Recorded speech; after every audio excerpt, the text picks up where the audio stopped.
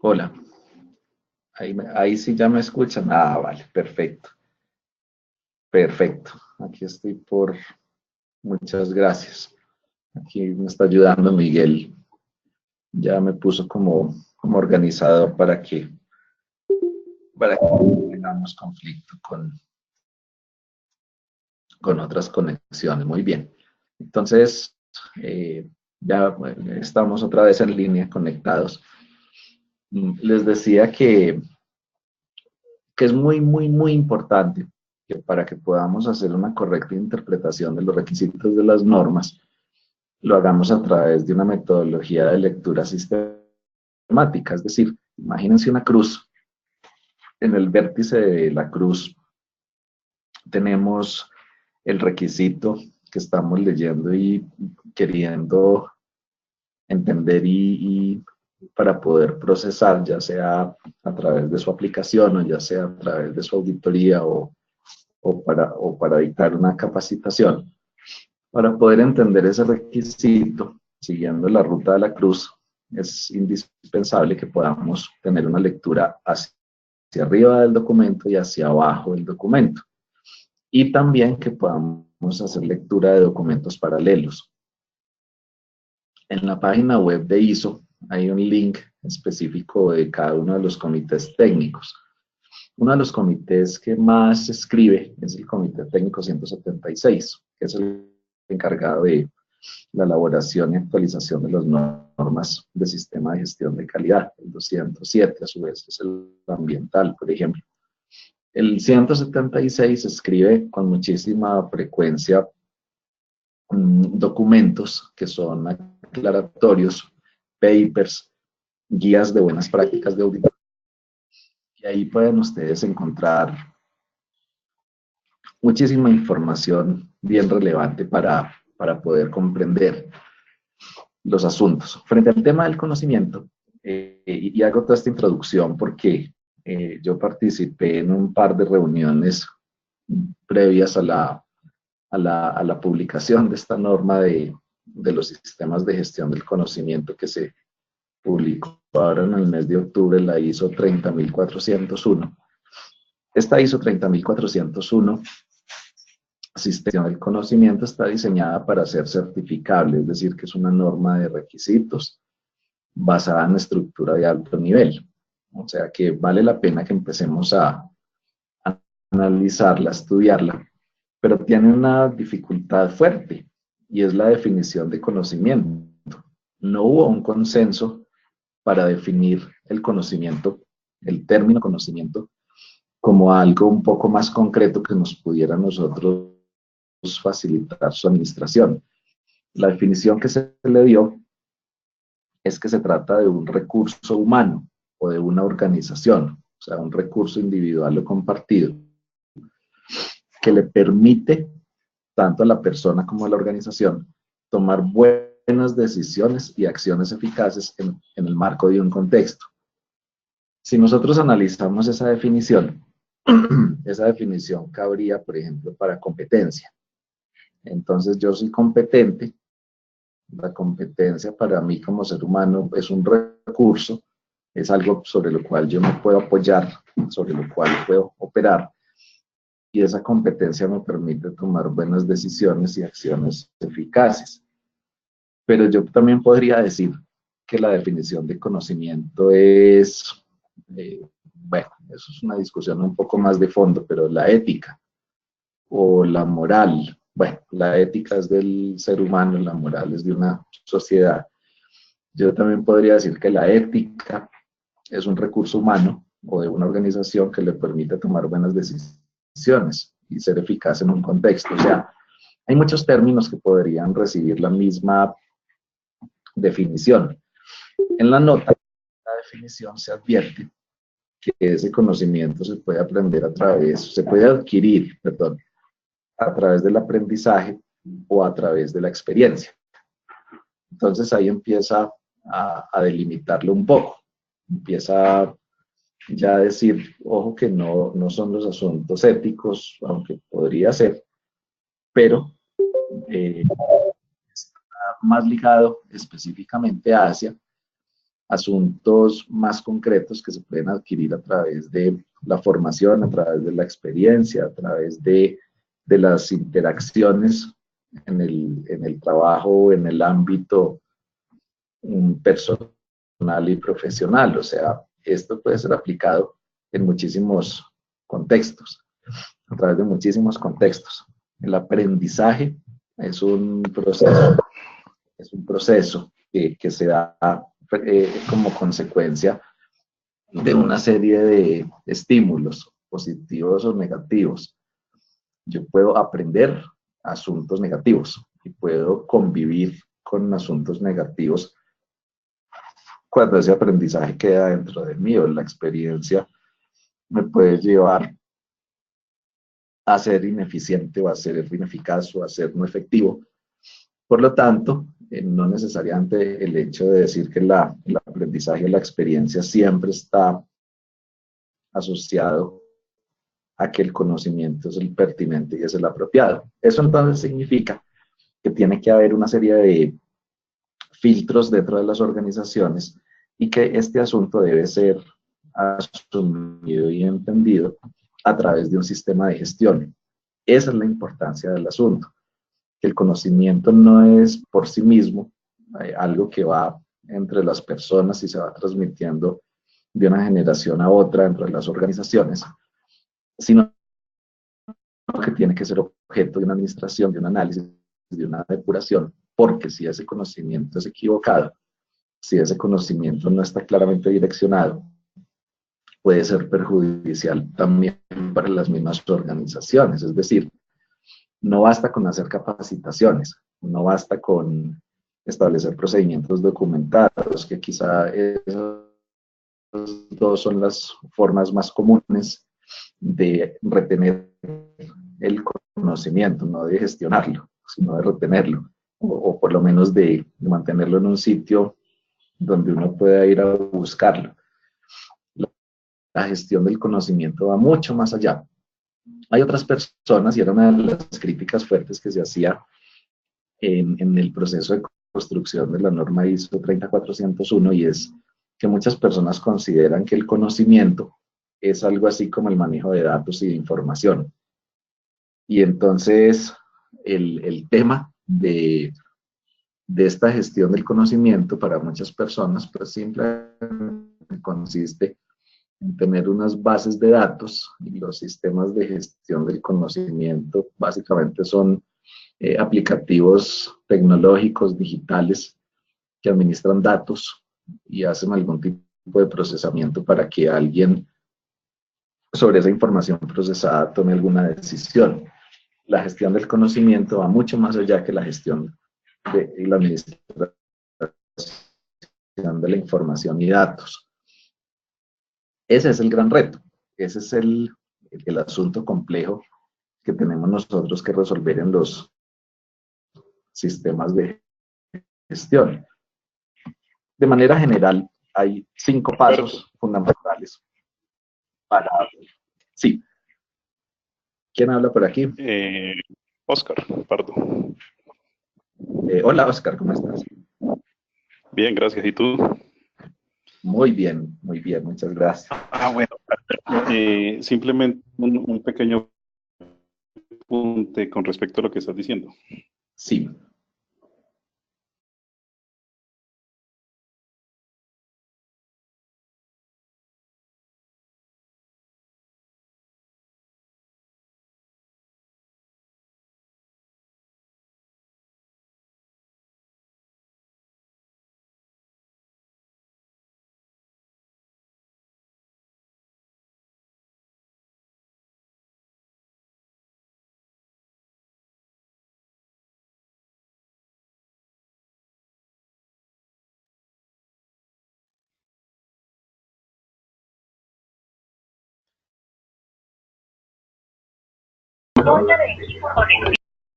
En capacitación se tiene que adquirir una plana por la organización. ¿Cómo se ve reflejado este conocimiento a través de un ejercicio de auditorías? Pues yo pienso que el conocimiento no es un requisito que se tiene que preguntar en una organización, es un requisito que uno tiene que tener la habilidad para poderlo identificar a través de todo su proceso de auditoría, a través de todo a través de toda, digamos, de todo el transcurso de la auditoría. Y Así recopilando es. cantidad de información. Esa información está relacionada con las metodologías de trabajo, con sus, digamos que el hecho de llevar un documento de una versión a otra versión es porque se cambió algo y ahí hay conocimiento. Entonces, Así. cuando uno tiene la oportunidad de hacer entrevistas con las personas y ellos tienen la habilidad de explicarle cómo hacen sus prácticas y cómo las han mejorado, ahí hay conocimiento. Y como el conocimiento es un activo, también las empresas tienen que preservar ese conocimiento como un activo. Correcto. Y ahí es donde digamos que es la gran ganancia que hemos tenido con esta nueva norma que le haya metido todo el tema de gestión de conocimiento. Creo que estábamos demorados en tener esto porque la importancia que tienen todas las organizaciones. Era simplemente un pequeño punto. Te pongo un ejemplo. Una empresa que tengo la oportunidad de gerenciar hace unos años donde hacemos mantenimiento de congeladores para el grupo Nutresa. Sí. Entonces, uno de los operarios nos dio una idea de por qué para poder quitar ese logo de cremelado que nos estaba demorando mucho y gastando muchos recursos, nos propuso calentémoslo un poco y verá que va a ser mucho más fácil despegar ese logo.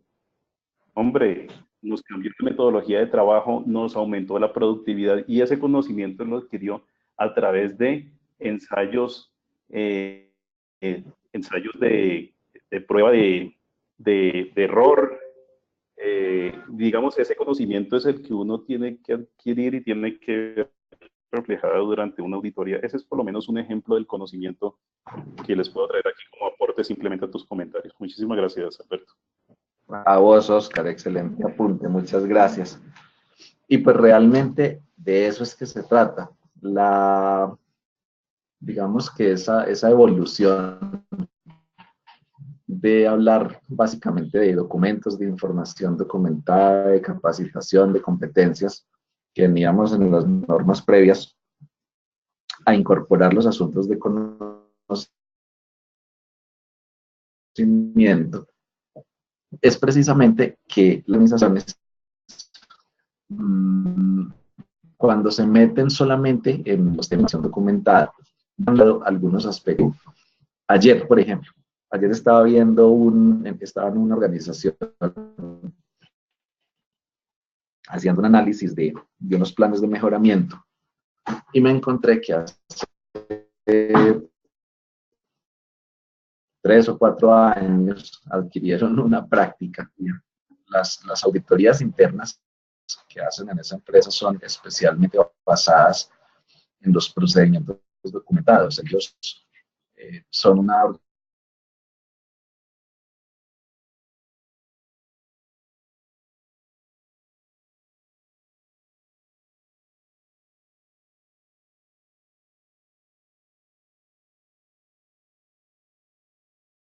de establecimiento de ciertos controles.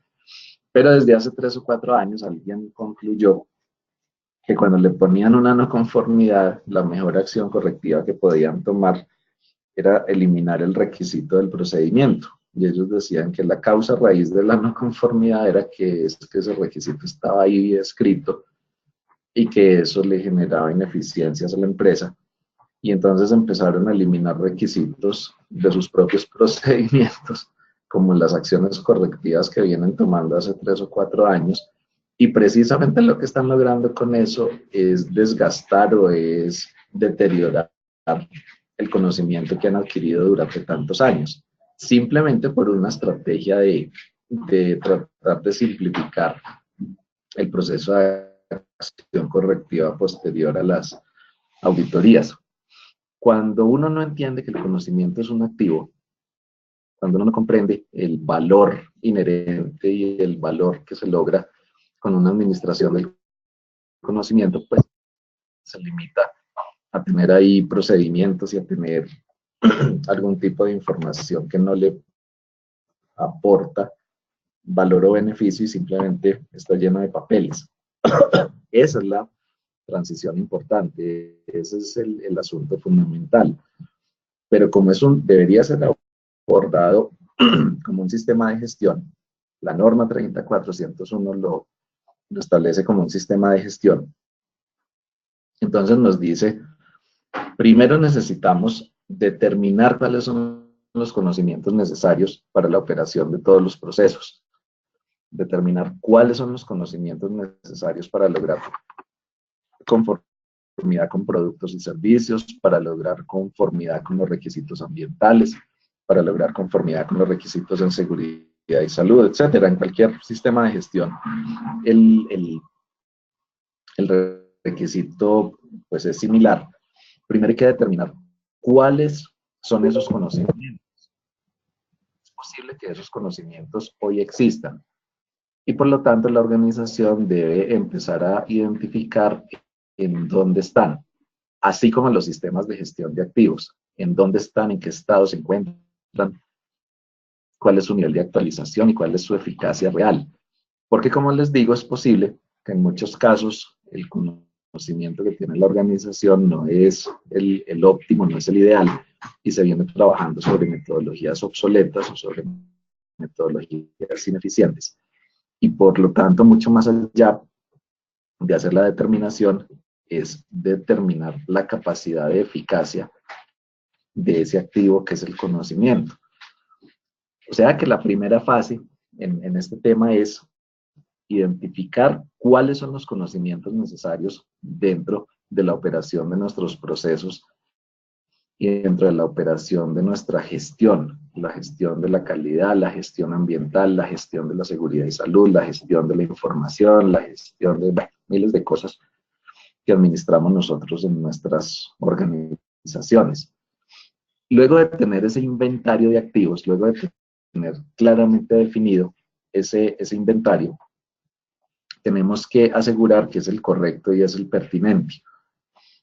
Alguna vez, y yo lo usaba como ejemplo en muchos cursos de acciones correctivas, alguna vez les mostraba yo un análisis de causas que hizo una organización hace unos años. Un operario de una montacargas iba transportando una bomba de esas de alto poder, y se cayó de una plataforma. Eso no explotó de pura suerte. Y al hacer la investigación del incidente, encontraron que el motivo que causó la caída de la montacargas por fuera de la plataforma era que había un fallo mecánico en la montacargas. En principio se pensó que era falta de pericia del operario, pero finalmente lograron determinar que había un problema mecánico en la montacargas. Al analizar un poco más en detalle las causas, yéndose al fondo de los porqués, hay una falla mecánica en una montacargas. Encontraron, después de una buena investigación, que le habían aplicado un lubricante inapropiado a la cremallera de la dirección. Y cuando le preguntaron a la persona de mantenimiento que por qué se le aplicaba un lubricante inapropiado, dijo que 10 años atrás o 15 años atrás, cuando habían hecho todo el ejercicio de normalización en el marco de la implementación de un sistema de gestión de calidad, pues alguien le había dicho que la forma de documentar los procedimientos era simplemente escriba lo que usted hace. Y eso fue lo que él hizo, que él le echaba un lubricante cualquiera, pero nunca alguien se sentó a analizar cuál era el lubricante que recomendaba el fabricante del equipo, ni cuáles eran las características, o qué decía el manual de operación del equipo, o qué decía sus fichas técnicas.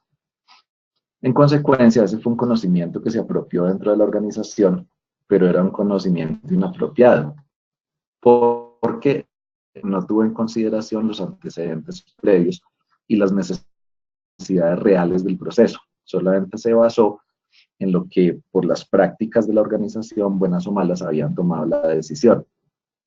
Es decir, que esa fase de determinación de los conocimientos requeridos tiene que tener un filtro de eficacia, y tiene que tener un filtro de capacidad, y tiene que tener un filtro asociado a la investigación y a las mejores prácticas existentes. No nos podemos contentar No podemos quedar satisfechos con simplemente documentar lo que hacemos o transmitir de generación en generación a través de capacitación y las buenas prácticas o la inducción o la reinducción o el coaching o ese tipo de prácticas que organizaciones. No podemos simplemente transferir información que no tenga una validación previa. Esa es la fase fundamental de determinación. Luego viene una fase importantísima que es hacerlo disponible. En muchas organizaciones tenemos personas que llevan muchos años o algunos que no llevan tantos, pero han logrado rápidamente captar ese conocimiento, lo han apropiado y lo ponen a funcionar en su beneficio y el de la organización. Pero cuando la persona se va, se lleva de una vez la tecnología de la organización en su cabeza. Se lleva los métodos y se lleva todo lo que hace esta organización y por lo tanto, si la fase previa había sido muy buena y habíamos determinado realmente los requisitos de conocimientos pertinentes, pues lo que hicimos fue facilitárselos a un tercero y ahí perdimos activos. Por eso, insistentemente en el material del curso, ustedes encuentran la comparación entre el conocimiento y los activos, pues porque el conocimiento es un activo. Esa, esa, ese conocimiento debe hacerse disponible dentro de las organizaciones de una manera controlada, lo suficientemente controlada, para asegurar que se transmite a quien corresponde en la cuantía que corresponde en el momento en que corresponde. Ese conocimiento hay que preservarlo, porque como cualquier activo de la organización, nos genera riqueza o nos puede traer pobreza. Cuando un activo nos genera riqueza, tenemos que preservarlo. Hay muchas organizaciones, el caso típico de Coca-Cola. Coca-Cola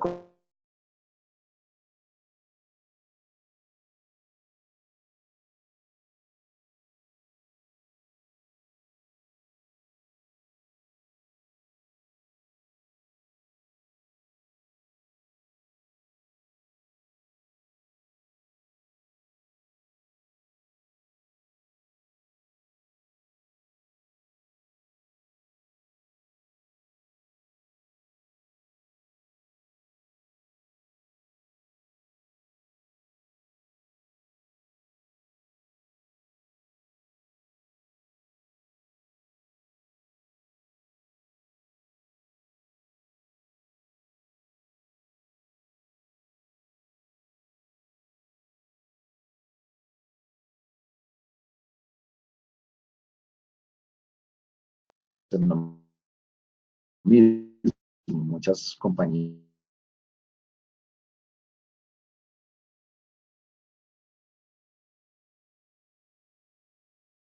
familiares. Pues bueno, yo conozco casos en los cuales ellos, aunque vayan de vacaciones, nunca van todos en el mismo avión, precisamente previendo que el conocimiento que se tiene desde esa óptica directiva y estratégica hay que preservarlo. Ese conocimiento, al igual que cualquier activo, se va deteriorando, se va depreciando o va perdiendo su vigencia y su validez.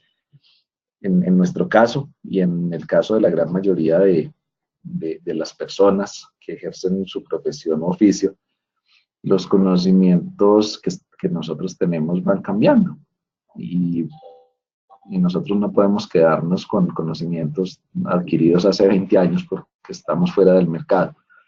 Nos tenemos que desprender rápidamente de los conocimientos que ya son obsoletos y tenemos que apropiarnos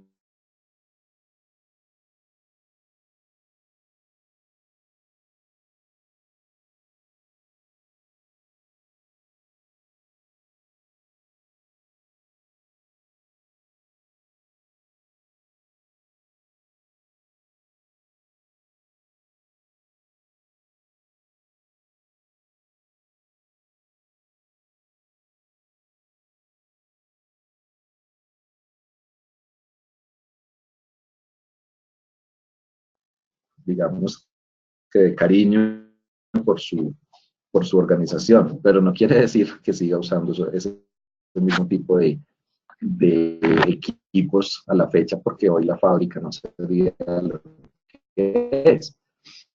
Igual sucede con el conocimiento, tenerlo disponible, pero hay que actualizarlo.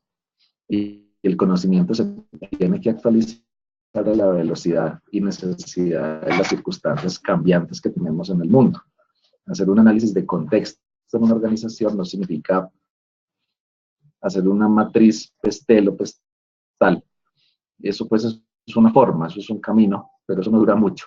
El contexto de las organizaciones no permanece igual por mucho tiempo. Sería muy extraño que permaneciera igual por mucho tiempo, lo cual significa entonces que esas necesidades de conocimiento, su determinación de necesidades y tipos de conocimientos, saber a quién hay que hacérselo disponible, cómo preservarlo y a quién facilitárselo y cómo acceder a nuevo conocimiento.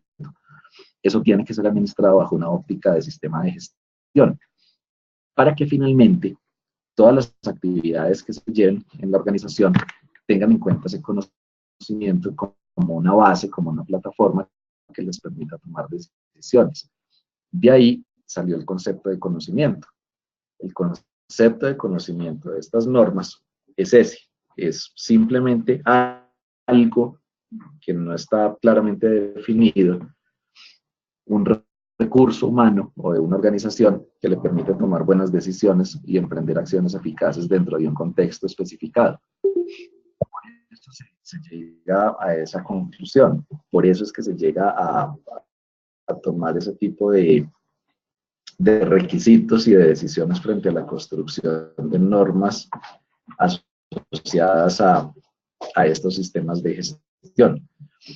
Por lo tanto, el asunto hay que hacerlo trascender mucho más allá de la simple información documentada. Riesgos. Nuestro módulo anterior, el que recién finalizamos, que espero les haya generado mucho provecho y algo nuevo adicional que aprender. De todas maneras, haciendo aquí un paréntesis, finalizado cada módulo, yo les agradezco infinitamente que a través de Miguel o a mi correo, todos somos amigos, me hagan saber sus apreciaciones del material. La idea es que estos materiales podamos seguirlos usando, pero hay que mejorarlos. Estos materiales no son más allá que un repositorio de conocimiento y lo que queremos es tener un buen estándar y tener un buen nivel. A ver si somos capaces, con la perseverancia que todos tenemos y que todos reconocemos entre nosotros mismos, a ver si somos capaces de que a través de nuestra gestión cada vez llevemos a nuestras organizaciones a mejores resultados. Ojo que hay alarmas, hay alertas fuertes. La última encuesta de ISO, que es del año 2017, la última encuesta de ISO, claro, hace unas salvedades que faltaron algunos organismos por reportar, pero el número no era tan significativo, si no, no lo hubieran publicado. La última encuesta de ISO mostró que hay un decrecimiento en los últimos 3 años en el número de empresas certificadas con ISO 9001 alrededor del mundo. Sigue manteniendo una cifra interesante del orden de 1.300.000 empresas certificadas, pero en los últimos 3 años ha tenido un decrecimiento entre el 1 y el 3%. Hay normas que van creciendo y al 70%, eso es una maravilla, la ISO 50001 va creciendo al 70%. Lo que pasa es que ese crecimiento se ve tan fuerte, pues porque hace un año habían 10 y este año hay 17. Entonces, claro, si uno hace las cuentas, pues claro que creció al 70%, pero el número sigue siendo infinitamente bajo. La norma más fuerte de sistemas de gestión ISO 9001 viene decreciendo. Y los análisis que se están haciendo y que se vienen haciendo hace muchos años, yo conocí uno de ellos hace 13 años, un análisis de por qué no había un crecimiento tan fuerte de estos modelos, pues se basa principalmente en la falta de eficacia obtenida o percibida para las organizaciones. O sea que sigamos para adelante mejorando lo que estamos haciendo antes de pensar en dedicarnos a otra cosa, porque lo que nosotros hacemos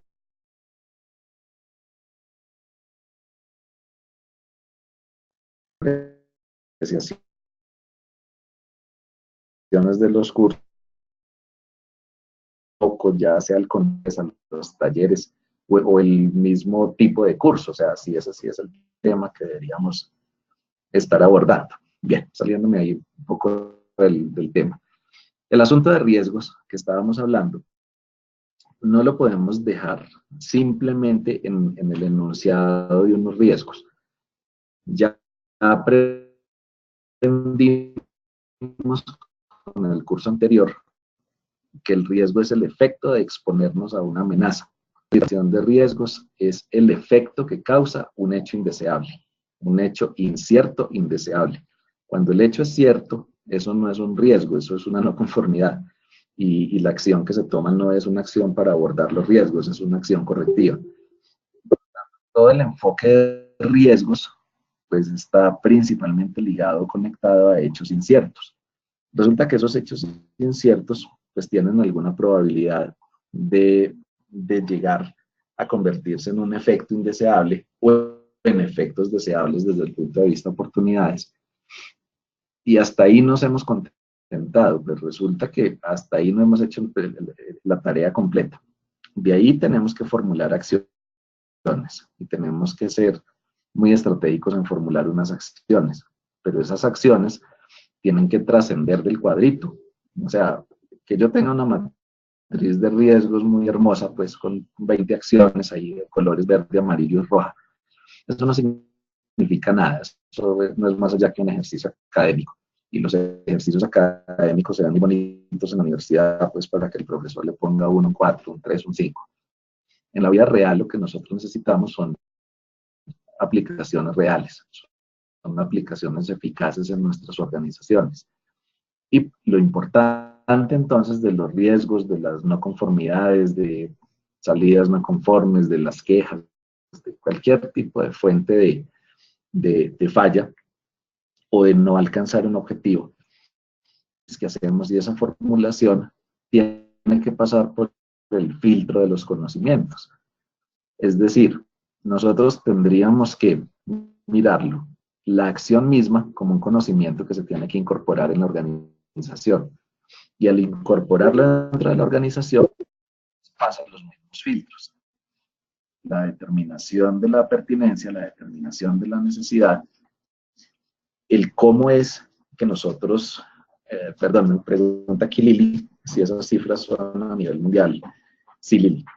Si tú entras a la página web de ISO y buscas por ISO Survey, encuesta en inglés, ISO Survey, te va a mostrar la que se publicó en diciembre del 2017, que apenas se a mediados de este año, o sea, la del 2018 seguramente saldrá a mediados del 2019. Y ahí encuentras norma por norma las que más se mueven, con cifras muy importantes para algunas normas y cifras para otras. Entonces, les decía que este tipo de acciones para abordar los riesgos y oportunidades en sí mismas se convierten en conocimientos para la organización. Esas acciones deben ser determinadas, hay que evaluar su pertinencia, hay que evaluar su eficacia, hay que mirar si eso es lo que realmente necesitamos para poder incorporarlos dentro de la operación o dentro de las acciones de control del proceso basado en el riesgo que le permitan a las organizaciones alcanzar sus metas y sus resultados. Pero viene un segundo punto, y es que incorporar un nuevo conocimiento o incorporar una acción o un proyecto que se derive del análisis de riesgos y oportunidades, lo más probable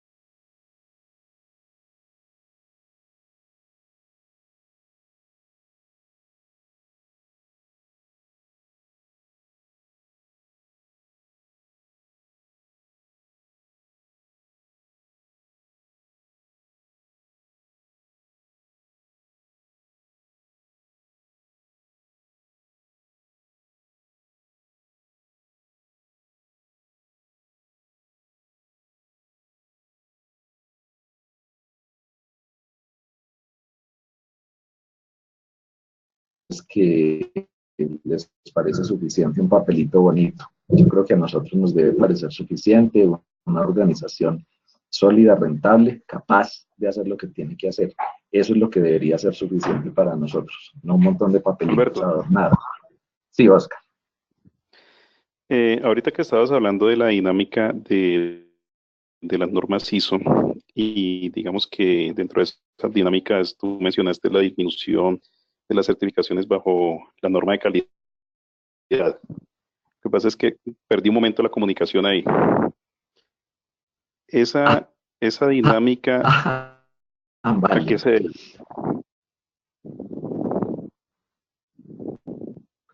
Bueno, los estudios que se hicieron en el año 2005 mostraron que la pérdida de confianza en la implementación y certificación con estas normas de sistema de gestión se debe a una cadena. Estos datos 2005, los datos 2017 todavía no han sido publicados, pero los datos 2005 decía, mire, desafortunadamente, cuando estas normas, su principal objetivo fue la certificación, entonces las empresas empezaron a buscar, ¿y cómo me certifico? No empezaron a buscar, ¿y cómo hago para mejorar? ¿Y cómo hago para ser más eficiente? ¿Y cómo hago para ser más eficaz? ¿Y cómo hago para tener mucha más confianza de parte de mis clientes? Resulta que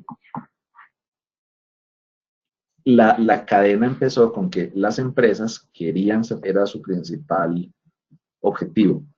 Para lograrlo, entonces, empezaron a hacerle un monitoreo a los organismos de certificación. A los organismos de certificación resulta que en esa época, hoy la situación no es tan crítica, pero tampoco ha sido resuelto. En esa época, los auditores de los organismos de certificación éramos toderos. O sea, uno iba y hacía una auditoría a cualquier tipo de empresa. Yo me acuerdo haber hecho auditorías a hospitales, yo me acuerdo haber hecho auditorías a firmas de abogados, yo me acuerdo haber hecho auditorías a firmas de contadores, y yo soy ingeniero civil. Y en esa época, pues eso era lo que hacíamos, y eso era la norma, ese era el contexto de la operación. Cuando uno, como auditor, llega a una empresa sin entender de qué le están hablando, es muy poco probable que haya un valor agregado. Porque si yo no entiendo de qué me están hablando, pues mucho menos voy a poder identificar una no conformidad relevante. Entonces, ¿qué pasó? Los auditores alrededor del mundo, al no entender con claridad lo que pasaba en las organizaciones, pues porque no tenían la competencia para hacerlo, se dedicaron a solicitar lo que sí entendían. Y entonces lo que sí entendían era que estuvieran los registros y que estuviera el registro de la evaluación del proveedor, y que estuviera el registro de la capacitación, y que estuviera el formato lleno, y que estuviera el procedimiento con el código, y que si en el procedimiento, la norma fundamental, yo no sé si eso todavía exista, pues hace muchos años no lo veo, pero que hay muchas empresas que hablaban de la famosa norma fundamental. La norma fundamental era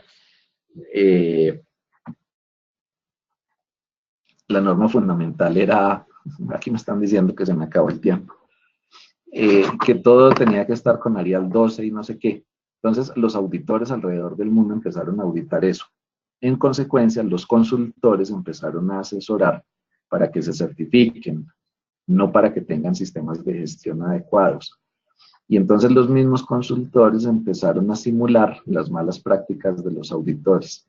Y de ahí se desprendieron soluciones como, por ejemplo, empezar a solicitarle a los auditores requisitos específicos de competencia. Empezaron a crear normas específicas para consultores. ISO 10019 es una norma específica para consultores de sistemas de gestión. Eso fue el resultado del análisis que se hizo en ese entonces. En este momento están haciendo los mismos resultados. Al parecer sigue habiendo una pérdida de confianza muy significativa en estos modelos, porque nos hemos concentrado en los asuntos de forma y no en los asuntos de fondo. Nos hemos concentrado en la matriz y en el cuadrito y en el procedimiento, pero no en lo que hay de fondo de eso. La invitación antes de irnos la primera es cualquier duda que tengan, escríbanlo a través de la plataforma y que generamos un foro si lo consideran pertinente o simplemente hacer alguna pregunta, pero la reflexión más importante es en temas de gestión del conocimiento. No se queden con una matriz de conocimientos. Si usted va a ir a una organización y quiere evaluar cómo es el conocimiento, no se deje convencer como auditor con una matriz ahí en la que tengan un listado de temas, con un listado de personas y unas X, es una matriz cruzada. Eso no es gestionar el conocimiento. Eso es una herramienta que le muestro a uno ahí, pues como para que uno como auditor ponga un chulito de conforme frente a un requisito. Si usted quiere gestionar el conocimiento, indague cuáles son los asuntos medulares en la organización. ¿Qué es lo que hace que la organización hoy esté cumpliendo con sus objetivos? ¿Cuál es el motivo generador de eso? ¿Dónde está ese conocimiento? ¿Cómo han determinado qué es el pertinente y cómo se transfiere y cómo se actualiza? Y si no está en un procedimiento documentado, no importa. Vaya, pregúntele a otros 3 o a otras 4 o a otras 5 personas a ver si lo están haciendo de la misma forma, bajo la misma consideración. Porque si cada quien lo hace de su manera, ahí no hay una gestión del conocimiento. Ahí lo que hay es simplemente una confianza en la competencia individual, pero no hay una gestión del conocimiento. Y la gestión del conocimiento, tal como lo decía Oscar al inicio, es un activo de las organizaciones susceptible de administración que si no se administra de manera correcta, puede llevar a las organizaciones a tener muchísimas pérdidas. Muy bien. Me excuso con ustedes, perdimos ahí unos minutos mientras lográbamos resolver problemas técnicos. Esta es una plataforma que usa mucho Cotecna y entiendo que ya en este momento inicia una nueva reunión. Les agradezco muchísimo que se hayan conectado, 13 personas estuvieron conectadas todo el tiempo. Me ha gustado la dinámica de los ejercicios. Quienes de ustedes me han escuchado y me conocen saben que cuando les escribo sus retroalimentaciones en el curso no los estoy regañando. Yo escribo cortico, yo hablo largo, pero escribo cortico. Entonces, cuando lean mi retroalimentación, léanla con una palmadita en la espalda, porque yo llevo empeñado hace muchos años en que podamos sacar adelante entre todos esta profesión, este oficio. No nos quedemos en lo superficial. Me ha gustado en su mayoría lo que han hecho en sus talleres y los que han tenido alguna desviación frente a lo esperado, pues también se los he dicho con todo el cariño del mundo,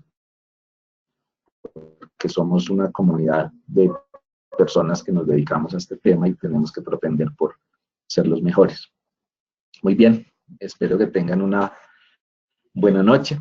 Dentro de una semana volvemos y nos reunimos.